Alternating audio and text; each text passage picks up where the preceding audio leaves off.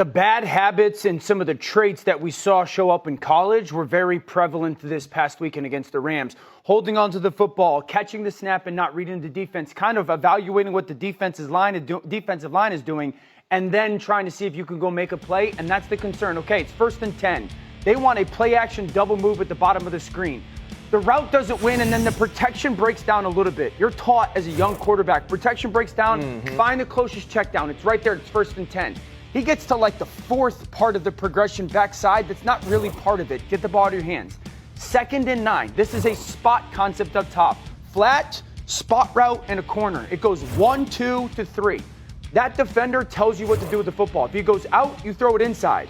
If he goes in, you throw it outside. He goes out. That ball should go inside right now, and then it's 3rd and 2 and 3rd and 3. But he just predetermines the throw.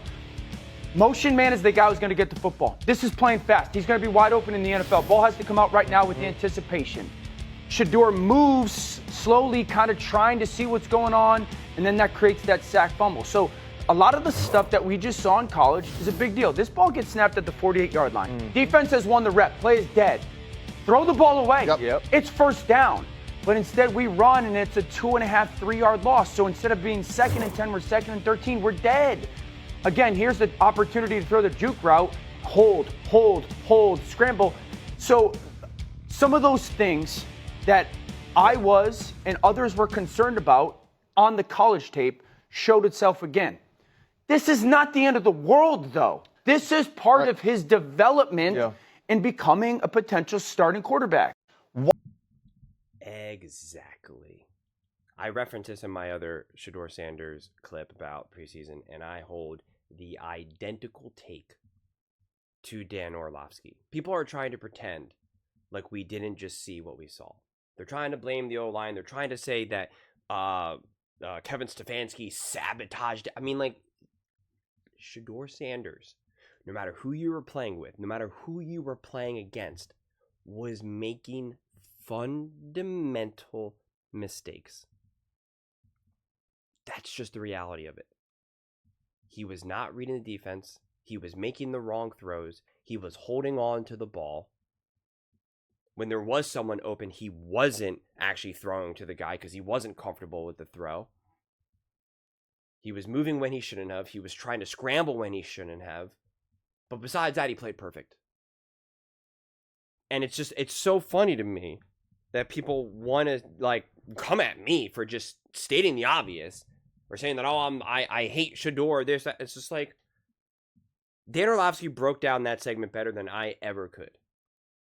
And I agree with him also where he says, like, it's not the end of the world. But it is the end of the narrative that Shedeur Sanders is already a top 20 quarterback in the end. Like, he's already a bona fide starter. And that there's no reason to even question his greatness. Like, that's the absurdity of the Shedeur Sanders talking points. I mean, it really is. And especially when you compare it to what Dillon Gabriel did. Dillon Gabriel is more ready right now to play than Shedeur Sanders. That's just the reality. And they're like, oh, did you see that he had a pick six and a fumble? And it's just like, oh my God, guys, what are we doing here? Like, seriously, what are we doing here? I mean, it's quite sad at this point. It really is. And it's funny that people will come at me and say, like, oh, I'm biased, or I'm this, or I'm wrong, I'm a hater. It's whatever nonsense they want to throw out. And it's like, he's, like, listed as, like, the 4th quarterback on the depth chart. And I'm the one that's wrong. Like, I don't understand. And every single NFL team passed on him. And he was drafted in the 5th round. And you want to say that, like, I'm crazy? I'm the crazy one? Every single NFL team passed on him. And the team that he's on right now has him at, like, 3rd or 4th quarterback on the depth chart. And you want to say that, like, I'm the one that's confused? I mean, like, wait, what? Like, wait, it's, do you understand how insane that is? I honestly don't know how we've gotten here. I really don't.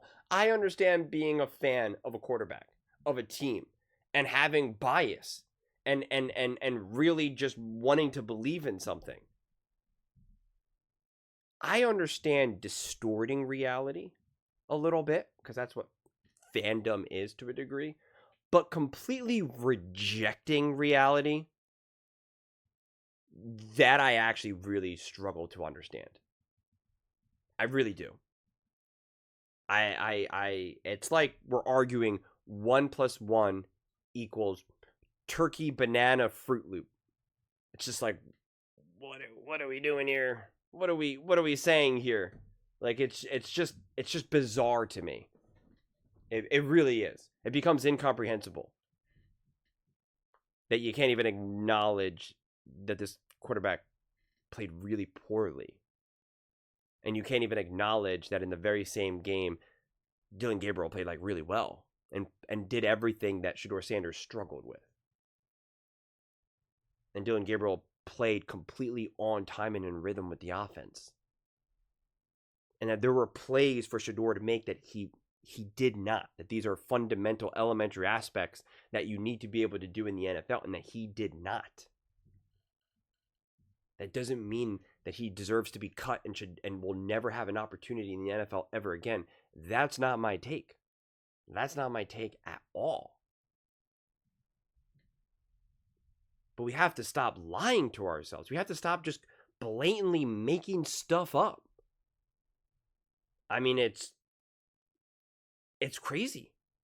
I honestly don't know how we got here. In this very game where Shedeur Sanders was making mistakes, as Dan Orlovsky highlights, where he's starting to scramble and do things that he should not be doing, missing legitimate throws, wide open guys. The crowd is cheering because they think he's about to do something great and excitement when he's making the wrong decision. He's executing the wrong play. He's doing the wrong thing. I mean, think about that. That's the disconnect that we have right now. Where the crowd's like, oh yeah, Shedeur's about to do something great, let's go. And it's like, no. This was 100% the wrong decision that this guy just made here. And then when he does something, and then when he fails in that moment, people are like, oh man, it was the O-liner. Oh, the receiver needed to catch the ball. And it's like, it was the wrong play. It was the wrong decision. It was the wrong read, the wrong throw. It was wrong. To the point where even if he got away with it, the coach would say, that's great you got away with it. It was wrong. There's many times that a coach is like, happy you succeeded on that play. It was wrong. You didn't do it right. You got lucky.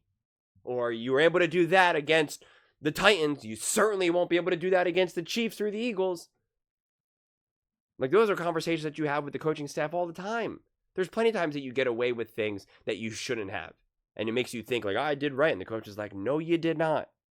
No, you did not. That's great. That was still wrong. Don't do it again. We are just so far from reality here. And again, that's why I love that Orlovsky said, like, it's not the end of the world. Because just how far apart we are, even if you just have an honest conversation of like, yeah, this wasn't a good game for Shedeur, struggle. People are like, what are you saying? This is insane. And it's like, we can have an honest conversation. No one's saying that Shedeur Sanders is the worst quarterback in the history of the NFL. No one's saying that he shouldn't at least be like on a roster. But to keep trying to pretend like he should be starting in the NFL today, name the team. Name the team. He should be starting over Cam Ward? No. He should be starting over. I mean, like, name the teams. I don't understand who. Over Dak Prescott?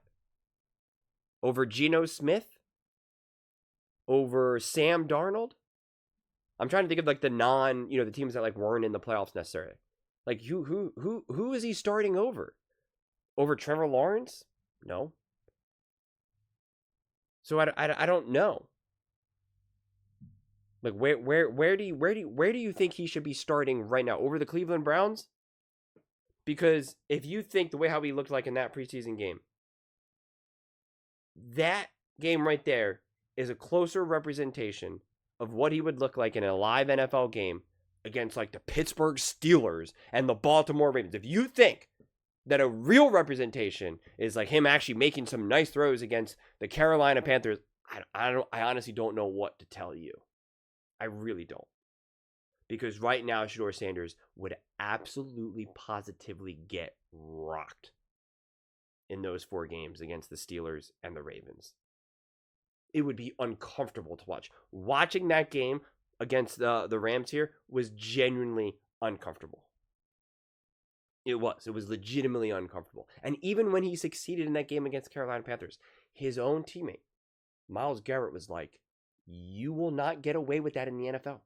What you're doing will not work. It would not work against me. And he was being honest.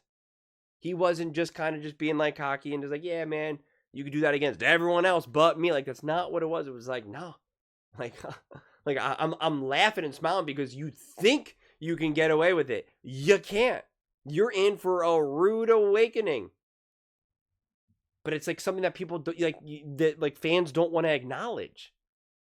And you got to acknowledge the reality. And the things that he was failing to do here, you have to do in the NFL. It is the foundation of greatness. It is the foundation of greatness because it is the fundamentals. You can't be great. You can't be special. You can't be a Hall of Famer. You can't be a starter. And you can't be a backup quarterback without mastering the fundamentals. And he's not doing that right now. And he's not great enough to even do the other extra stuff because he's not as mobile. He's not as quick as you think he is. There is a difference between scrambling in college and scrambling in the NFL, okay? There's a difference. And in terms of getting by, with these off-script plays, there is a huge difference between college and the NFL. If you think the foundation of what can make you successful in the NFL as a quarterback, going up against teams like the Bills, the Ravens, the Chiefs, the Eagles, the Rams, the Broncos, the Chargers, name any single playoff team in the NFL right now. Name just the top 14 teams of each division, of each conference. And outside of the bottom 4 teams that were just an absolute disaster, if you think that you could just get by just freestyling, playing backyard ball, man, I mean, it's not even going to reliably work against the last play. It wouldn't even reliably work against the Cincinnati Bengals, who had the comically, hilariously awful defense last season. It's okay to acknowledge that. The argument isn't Shedeur Sanders is great and flawless and perfect, and to come up with every excuse under the sun why he felt like, I think Dan Orlovsky just highlighted the tape there perfectly and was like, here are the plays that were meant to be made, and he did not do that. Do not start pointing fingers at everyone else, but just say, yeah, he needs to be developed. The argument is, yeah, he's a rookie. He needs to be developed. He needs more time. Absolutely, positively nothing wrong with that take. There's absolutely, positively nothing wrong with that take. But it just sets something off with the Shedeur Sanders fan base, where they start talking about Stefanski sabotaging him, and then you're trying to, pull Dylan Gabriel down for some bizarre reason. Constantly making something out of nothing. Constantly. And I'm glad you know how to break down film better than Dan Orlovsky. That's impressive. I genuinely am blown away that you understand how to break down film from the perspective of a quarterback and what a quarterback needs to do in the NFL better than Dan Orlovsky. I'm impressed. You need to hit the pavement and you need to get out there and get a job for ESPN, FS1, CBS. I mean, you need to get your resume out there. And if you're young enough, bro, you need a coaching job ASAP. You need to be a scout. You need to be a coach. You need to do something. And if you're really young, I can't wait to see you in the NFL. Please hit me up. I would love to meet you. I would love to meet you. But those are just my thoughts. I'd absolutely love to hear yours. What do you guys all think? about Shedeur Sanders being sabotaged, or that this was just a game that was misleading, let me know in the comments below. I read every single comment. So whether you agree with me or disagree with me, either way, let's get in some discussions, let's get in some fights, but ultimately, let's just have some fun. And please do consider subscribing. We're building an amazing community here, and I absolutely love to see you part of it. I want to build something that we all generally feel connected to, something that we're really excited to be part of. I think we're on our way to doing it. And please don't forget to give this video a thumbs up, as it really does help with the visibility and the algorithm. Thank you so much. See you next time.